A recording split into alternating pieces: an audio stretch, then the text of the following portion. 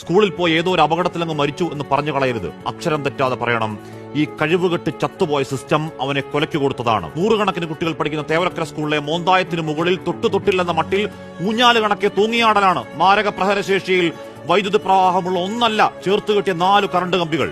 CPM നിയന്ത്രണത്തിലുള്ള ഭരണസമിതിയും അപകടാവസ്ഥ അറിഞ്ഞിട്ടും പിത്തം പിടിച്ച കണക്കൊന്നും ചെയ്യാതിരുന്ന KSEBയും ചേർന്ന കുരുന്നിനെ കൊലയ്ക്ക് കൊടുത്തതാണ്.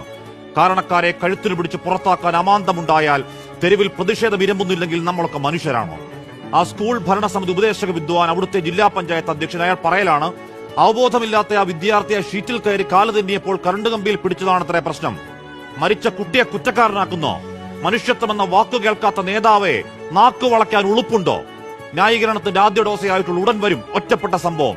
2 നാൾ കഴിഞ്ഞാൽ കേൾക്കാം മരണവ്യാപാരികളുടെ ആഭാസ നൃത്തം, സർക്കാരിനെതിരായ ഗൂഢാലോചന, വലതുമാധ്യമങ്ങളുടെ എന്തോ മണ്ണാങ്കട്ട, കാൽക്കാശിന് വിലയില്ലാത്ത സൈദ്ധാന്തിക വിടുവായത്തങ്ങൾ മാറാത്ത ഫോർമാറ്റാണ്.